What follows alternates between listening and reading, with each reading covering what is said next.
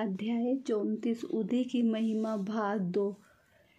Doctor का भतीजा, doctor पिल्ले, श्यामा की बहू, ईरानी कन्या, हरदा के महानुभाव, बम्बई की महिला की प्रसव पीड़ा। इस अध्याय में उदी की महत्ता करबद्ध है तथा उन घटनाओं का भी उल्लेख किया गया है जिनमें उसका उपयोग बहुत ही प्रभावकारी सिद्ध हुआ। डॉक्टर का भतीजा।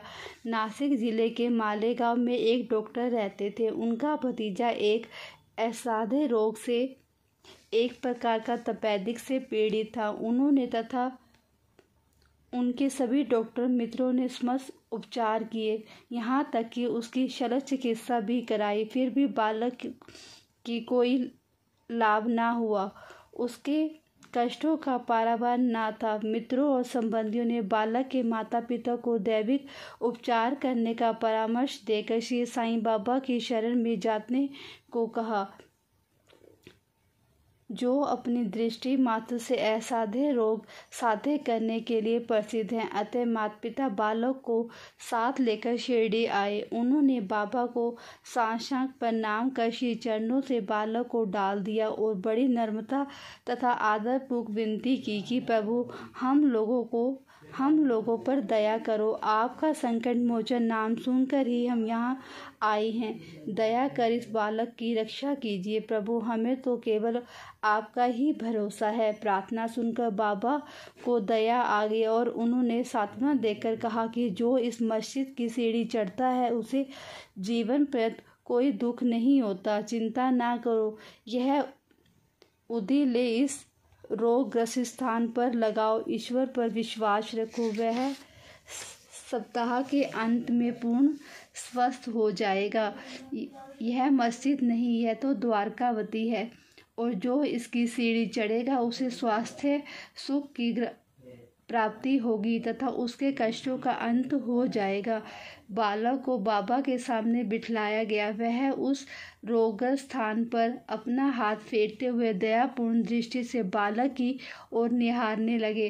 रोगी अब प्रसन्न रहने लगा। अब उदी के लेप से बालक थोड़े समय में ही स्वस्थ हो गया। माता पिता अपने को बाबा का ऋणी और कृतज्ञ मानकर बालक को लेकर शिरडी से चले गए। यह लीला देखकर बालक के काका को, जो डॉक्टर थे, महान आश्चर्य हुआ तथा उन्हें भी बाबा के दर्शनों की तीव्र उत्कंठा हुई। इस समय जब वह कार्यवश बम्बई जा रहे थे तो मालेगांव और मनमाड़ के निकट किसी ने बाबा के विरुद्ध उनके कान भर दिए। उसी कारण वह शिरडी जाने का विचार त्याग कर सीधे बम्बई चले गए। वह अपनी शेष छुट्टियां अलीबाग में व्यतीत करना चाहते थे, परंतु बम्बई में उन्हें लगातार 3 रात्रियों तक एक ही ध्वनि सुनाई पड़ी कि क्या अब भी तुम मुझ पर अविश्वास कर रहे हो। तब डॉक्टर ने अपना विचार बदलकर शिरडी को प्रस्थान करने का निश्चय किया। बम्बई में उनके एक रोगी की सांस्कृतिक ज्वर आ रहा था, जिसका तापक्रम कम होने का कोई लक्षण दिखाई न देने के कारण उन्हें ऐसा लग रहा था कि कहीं शिरडी की यात्रा स्थगित न करनी पड़े। उन्होंने अपने मन ही मन एक परीक्षा करने का विचार किया कि यदि रोगी आज अच्छा हो जाए तो कल ही मैं शिरडी के लिए प्रस्थान कर दूंगा। आश्चर्य है कि जिस समय उन्होंने यह निश्चय किया, ठीक उसी समय से ज्वर में उतार होने लगा और ताप क्रमश सामान्य स्थिति पर पहुंच गया। तब वे अपने नियम अनुसार शिरडी पहुंचे और बाबा का दर्शन करके उन्हें प्रणाम किया। बाबा ने उन्हें कुछ ऐसे अनुभव दिए कि वे सदा के लिए उनके भक्त हो गए। डॉक्टर वहाँ 4 दिन ठहरे और उदी तथा आशीर्वाद प्राप्त कर घर वापस आ गए। एक पखवाड़े में ही पदोन्नति पाकर उनका स्थानांतरण बीजापुर को हो गया। भतीजे की रोग मुक्ति से उन्हें बाबा के दर्शनों का सौभाग्य दिया और शिरडी की बाबा ने उनकी श्री साईं के चरणों में प्रगाढ़ प्रीति उत्पन्न कर दी। डॉक्टर पिल्ले बाबा के एकनिष्ठ भगत थे, इसी कारण से उनका अधिक स्नेह रखते थे। और उन्हें सदा भाऊ कहकर पुकारते तथा हर समय उनसे वार्तालाप करके प्रत्येक विषय में परामर्श भी लिया करते थे। उनकी सदैव यही इच्छा रहती थी कि वे बाबा के समीप ही बने रहे।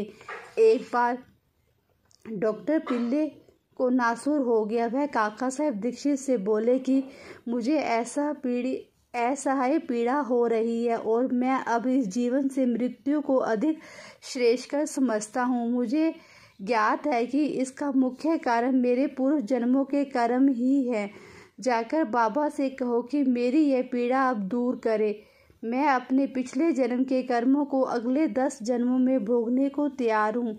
तब काका दीक्षित ने बाबा के पास जाकर उनकी प्रार्थना सुनाई। साईं तो दया के अवतार ही है, वह अपने भक्तों के कष्ट कैसे देख सकते थे। उनकी प्रार्थना सुनकर उन्हें भी दया आ गई और उन्होंने दीक्षित से कहा कि पिल्ले से जाकर कहो कि घबराने की कोई ऐसी बात नहीं है। कर्मों का फल 10 जन्मों में क्यों भुगतना पड़ेगा, केवल 10 दिनों में ही गत जन्मों के कर्म फल समाप्त हो जाएंगे। मैं तो वहाँ तुम्हें धार्मिक और आध्यात्मिक कल्याण देने के लिए ही बैठा हूँ। प्राण त्यागने की इच्छा कदापि न करनी चाहिए। जाओ, किसी की पीठ पर लाद कर उन्हें यहाँ ले आओ। मैं सदा के लिए उनका कष्टों से छुटकारा कर दूंगा। तब उसी स्थिति में पिल्ले को वहां लाया गया। बाबा ने अपने दाहिनी और उनके सिराने अपनी गद्दी देकर सुख से लेटाकर कहा कि इसका मुख्य औषधि तो यह है कि पिछले जन्मों के कर्म फल को अवश्य ही भोग लेना चाहिए, ताकि उनसे सदैव के लिए छुटकारा ही हो जाए। हमारे कर्म ही सुख दुख के कारण होते हैं, इसलिए जैसी भी परिस्थिति आए उसी में संतोष करना चाहिए। अल्लाह ही सबको फल देने वाला है और वही सबका रक्षण करता है। ऐसा विचार कर सदैव उनका ही स्मरण करो, वह ही तुम्हारी चिंता दूर करेंगे। तन मन धन और वचन द्वारा उनकी अन्य शरण में जाओ, फिर देखो कि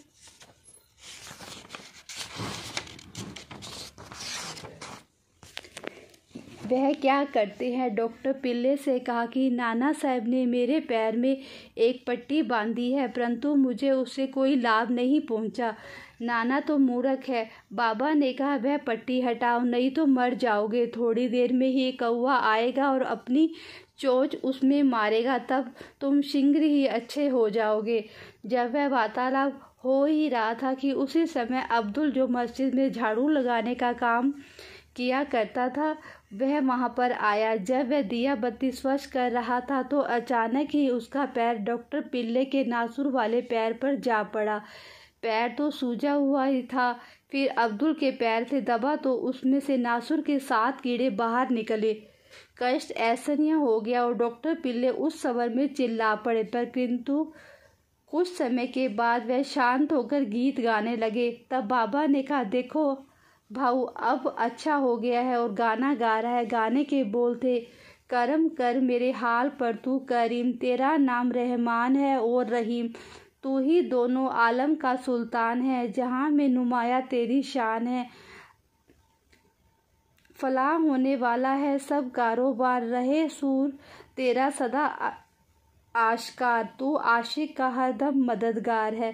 फिर डॉक्टर पिल्ले ने पूछा कि वह कौवा कब आएगा और चोंच मारेगा। बाबा ने कहा, अरे क्या तुमने कौवे को नहीं देखा? अब वह नहीं आएगा। अब्दुल, जिसने तुम्हारा पैर दबाया, वही कौवा था।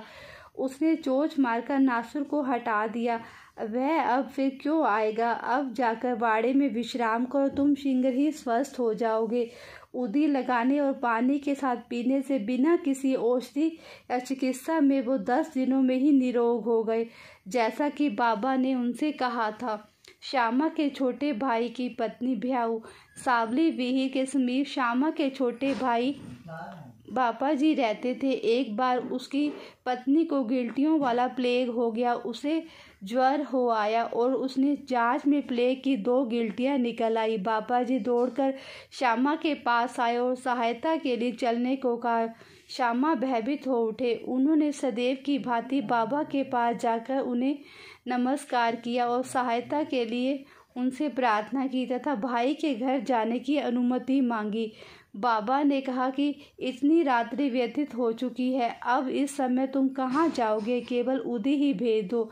ज्वर और गिल्टी की चिंता क्यों करते हो? भगवान तो अपने पिता और स्वामी हैं, वह शीघ्र ही स्वस्थ हो जाएगी। अभी मत जाओ, प्रातःकाल जाना और शीघ्र लौट आना। श्यामा की तो उस मृत संजीवनी उदी पर पूर्ण विश्वास था। उसे ले जाकर उसने अपने भाई से थोड़ी सी उदी गिल्टी और माथे पर लगाई और कुछ जल में घोलकर रोगी को पिला दी। जैसे ही उसका सेवन किया वैसे ही पसीना प्रभावित होने लगा, ज्वर मंद पड़ गया और रोगी प्रगाढ़ निद्रा में निमग्न हो गया। दूसरे दिन बाबा जी ने अपनी पत्नी को स्वस्थ देखकर बड़ा आश्चर्य प्रकट किया और ना तो ज्वर है ना ही गिल्टी का कोई चिन्ह भी। दूसरे दिन जब बाबा की आज्ञा प्राप्त कर वहां पहुंचे तो अपने भाई की स्त्री को चाय बनाते देखकर उन्हें बड़ा आश्चर्य हुआ। अपने भाई से पूछताछ करने पर उन्हें पता चला कि बाबा की उदी ने ही एक रात्रि में ही रोग को मस्त नष्ट कर दिया है।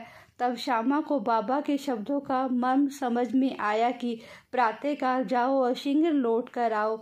चाय पीकर श्यामा लौट आया और बाबा को प्रणाम करने के पश्चात कहने लगा, देवा, यह क्या नाटक है? पहले बवंडर उठाकर हमें अशांत कर देते हो, फिर हमारी शीघ्र ही सहायता करके वह ठीक ठाक कर देते हो। बाबा ने उत्तर दिया, तुम्हें ज्ञात होगा कि कर्म पथ अति रहस्यपूर्ण है। यद्यपि मैं कुछ भी नहीं करता, फिर भी लोग मुझे ही कर्मों के लिए दोषी ठहराते हैं। मैं तो एक दर्शक मात्र ही हूँ। केवल ईश्वर ही एक सत्ताधारी और प्रेरणा देने वाले हैं। वह ही परम दयालु है। मैं ना तो ईश्वर हूँ ना ही मालिक, केवल उनका एक आज्ञाकारी सेवक ही हूँ और सदैव उनका स्मरण किया करता हूँ। जो निर्विवान होकर अपने को कृतज्ञ समझकर उन पर पूर्ण विश्वास करेगा, उसके कष्ट दूर हो जाएंगे और उसे मुक्ति की प्राप्ति होगी। ईरानी कन्या। अब एक ईरानी भद्र पुरुष का अनुभव पढ़िए। उनकी छोटी कन्या घंटे घंटे पर मूर्छित हो जाया करती थी। उसके दांत कस जाते थे, उसके हाथ पैर ऐंठ जाते और वह बेहोश होकर भूमि पर गिर पड़ती थी। जब नाना प्रकार के उपचारों से भी उसे कोई लाभ न हुआ, तब कुछ लोगों ने उसे ईरानी से बाबा की उदी की बहुत प्रशंसा की और कहा कि वह बम्बई में काका साहब दीक्षित के पास ही प्राप्त हो सकती है। तब ईरानी महाशय ने वहां आकर उदी लाकर जल में घोलकर अपनी बेटी को पिलाया। प्रारंभ में जो दौरे 1 घंटे के अंतर से आया करते थे, बाद में वो 7 घंटे के अंतर से आए और कुछ दिनों के पश्चात ही वे पूर्ण स्वस्थ हो गई। हरदा के महानुभाव पथरी रोग से ग्रस्त थे। यह पथरी केवल शल्य चिकित्सा द्वारा ही निकाली जा सकती थी। लोगों ने यह भी उन्हें ऐसा करने का परामर्श दिया। वह बहुत ही वृद्ध तथा दुर्बल थे और अपनी दुर्बलता देखकर उन्हें शल्य चिकित्सा कराने का साहस न हो रहा था। इस हालत में उनकी व्याधि का इलाज ही क्या था। इसी समय नगर के इनामदार भी वहां आए हुए थे, जो बाबा के परम भक्त थे तथा उनके पास उदी भी थी। कुछ मित्रों ने परामर्श देने पर उसके पुत्र से उनसे कुछ उदी प्राप्त कर अपने वृद्ध पिता को जल में मिलाकर पीने को दी। केवल 5 मिनट में ही उदी के पेट में जाते ही पथरी मल मूत्रेजी के द्वारा बाहर निकल गई और वह वृद्ध शीघ्र ही स्वस्थ हो गया। बम्बई की महिला की प्रसव पीड़ा। बम्बई की कायस्थ प्रभु जाति की एक महिला को प्रसव काल में असहनीय वेदना हुआ करती थी। जब वह गर्भवती हो जाती तो बहुत घबराती और किंकरव्यूण हो जाया करती थी। इसके उपरांत उसके एक मित्र श्री राम मारुति ने उसके पति को सुझाव दिया कि यदि इस पीड़ा से मुक्ति चाहते हो तो अपनी पत्नी को शिरडी ले जाओ। पुनः जब उनकी स्त्री गर्भवती हुई तो वह दोनों पति पत्नी शिरडी आए और वहां कुछ मास ठहरे। वह बाबा की नित्य सेवा करने लगे। उन्हें बाबा के सत्संग का भी बहुत लाभ हुआ। कुछ दिनों के पश्चात जब प्रसव काल समीप आया तो सदैव की भांति गर्भाशय के द्वार पे रुकावट के साथ अधिक वेदना होने लगी। उनकी समझ में नहीं आता था कि अब क्या करना चाहिए। थोड़ी ही देर में एक पड़ोसिन आई और उसने मन ही मन बाबा से सहायता की प्रार्थना कर जल में उधी मिलाकर उसे पीने को दी। तब केवल 5 मिनट में ही बिना किसी कष्ट के प्रसव हो गया। बालक तो अपने भाग्यानुसार ही उत्पन्न हुआ, परंतु उसकी माँ की पीड़ा और कष्ट सदा के लिए दूर हो गए। वह अपने को बाबा का बड़ा कृतज्ञ समझने लगे और जीवन पर्यंत उनके आभारी बने रहे। श्री सतगुरु साईनाथ प्रणमस्तु। शुभ भवतु।